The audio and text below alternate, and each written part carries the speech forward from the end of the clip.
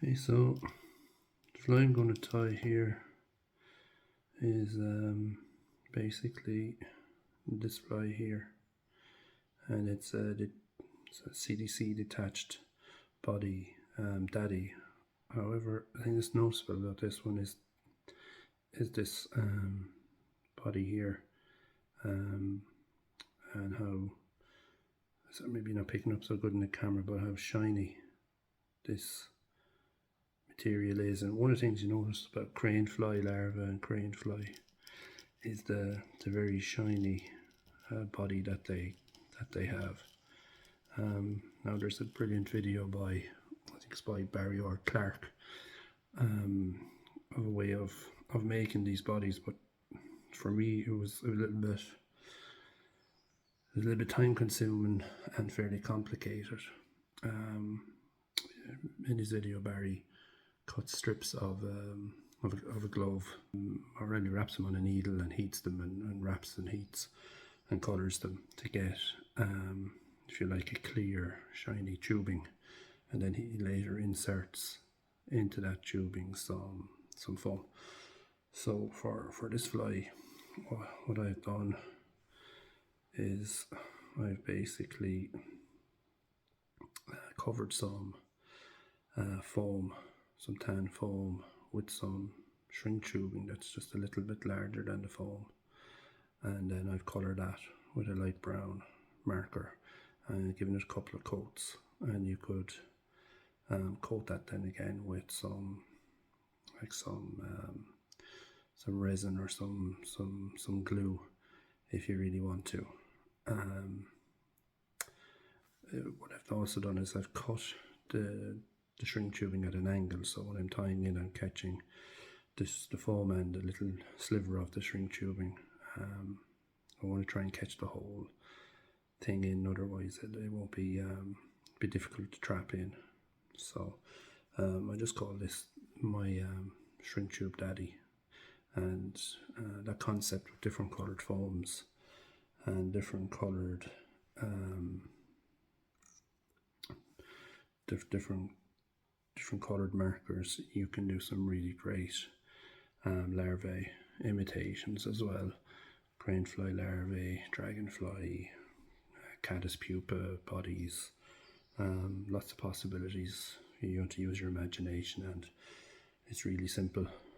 As I say, just insert the foam into the length of shrink tubing and heat it. I heat mine over the steam of a kettle first, and then I just singe the tips with a lighter. But you could use hair straighteners, lighters, and so on. So it's just tie the fly. There's a really great video by Davie McPhail on tying CDC daddies or crane fly, so that's worth a watch. But you don't have to use CD. You can tie whatever style a daddy you like. It's just to get that effect on the body. So in the vise here, I've got a size 10 buzzer hook. You can use a wide gauge short shank hook as well for these, but I just like the buzzer hooks. So I'm just going to angle it the way I like it. And I'm just using some brown UTC 70.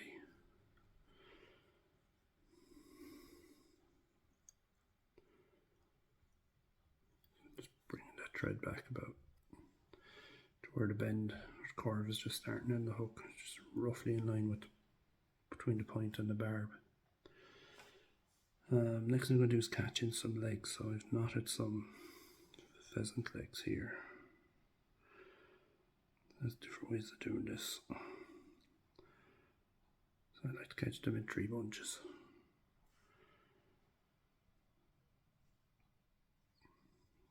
Really, I want my legs just extending, probably just beyond the length of the body. So I'm catching 2, 2, and 2. It's up to you. You can tie them all in on top. You can use the thread to separate them. As I say, it's really up to you. Just queuing on the other side.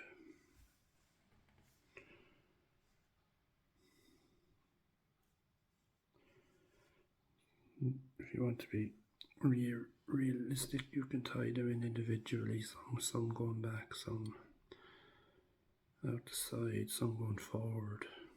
There's plenty timed videos available. I'm just going to pull these pairs out a bit to the side. That should hopefully do the trick. Once you're pulling these through the waves, probably really gonna end up coming back together anyway. And I'm going to catch in my body. I'm going to turn it this way so that that little sliver of plastic that I left is going to be underneath, and I can catch that in as well.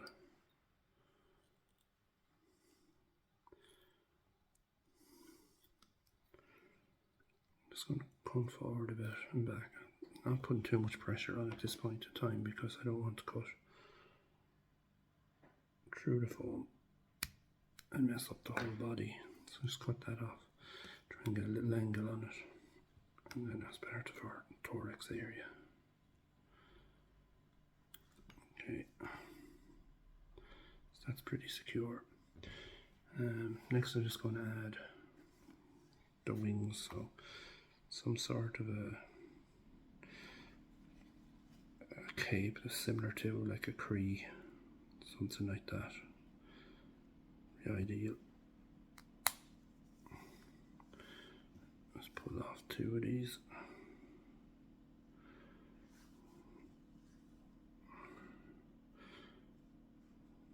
Just place them on top of each other for now. Measure out the length you want your wings. I don't like any of these too long because, as I said, it might look not exactly to realism, but I want to fly that fish well. When he takes it, I have a good chance of hooking him. So it's a balance between getting the flight to look like the natural and shorten these a tiny bit. So I want it to look a bit like the natural, obviously enough, but I also want something that isn't so large that a fish is going to ignore it. So again, you could, if you want, put whippings on this to make segments. I'm not on this one, but it's entirely up to yourself. Okay, so I'm going to tie this one looping style, and as I say, Davie has a really good video on that.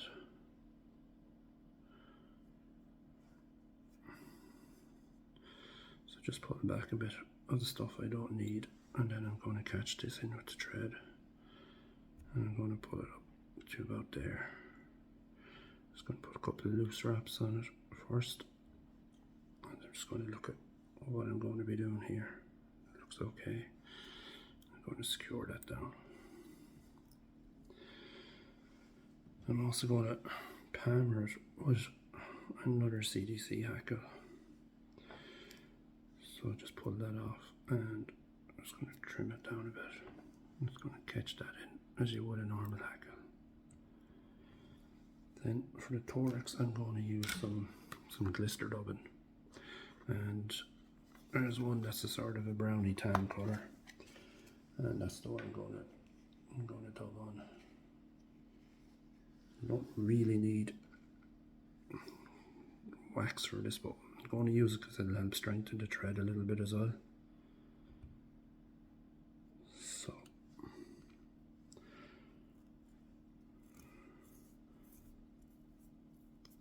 just catch a little bit of that in. You don't need too much, it just adds a little bit of flash through the thorax. I do this on a lot of my daddy patterns, and really, in my mind, it makes a big difference anyway.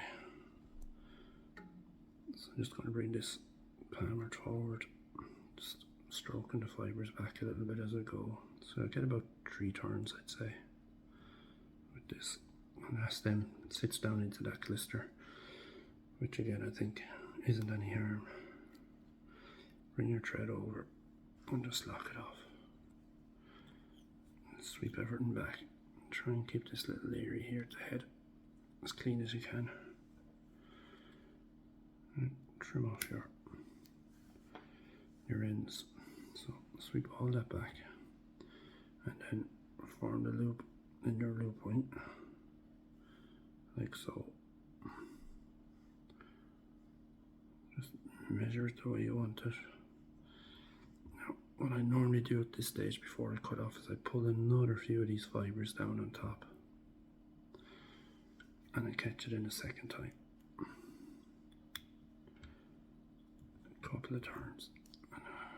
Just watch those stems. Get them around it. Sure you get them over the eye of the hook. Get your thread in front. Catch everything down. Then I'm just going to trim this off out of the lingo, like so.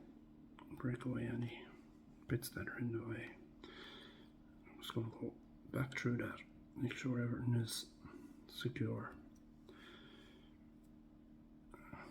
Anything that looks a bit too long, you can break it off with your fingers.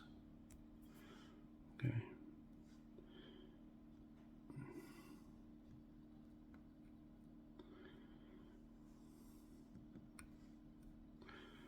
Okay, then if you want, you can add another little bit of CDC at the head, or a tiny little, I'm just going to use a tiny ball of glister here.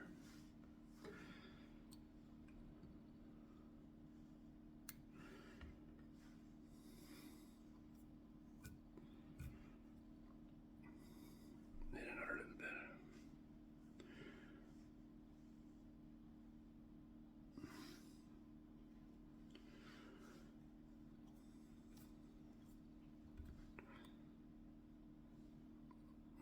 As I say, just like the little bit of flash that you get from it. It's extra attraction for the fish. Just going to throw a hitch in here because I don't want that to slip off. Okay, and then we finish your fly.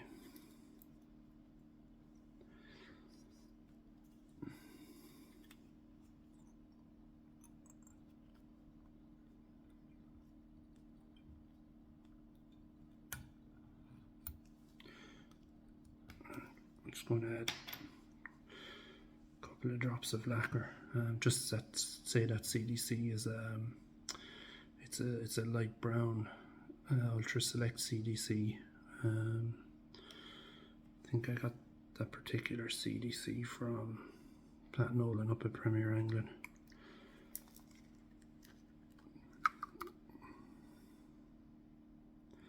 Some time back, but it's you need large CDC feathers for tying that loop wing. If the feathers are too short, it's not really going to give you the right effect. So a couple of drops of lacquer, trim off, and then there's your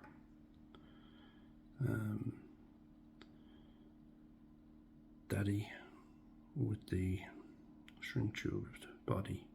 And I'm hoping that camera's picking this up.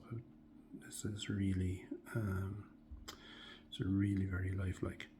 So again, it's up to you what length you want to make the body and so on, but give it a try. It's a very quick and simple way of making that sort of shiny detached body, and you still have all the buoyancy obviously from the foam. Now you could get a lighter at this stage and just singe any tiny bits if you're really worried about it, but I think it's fine.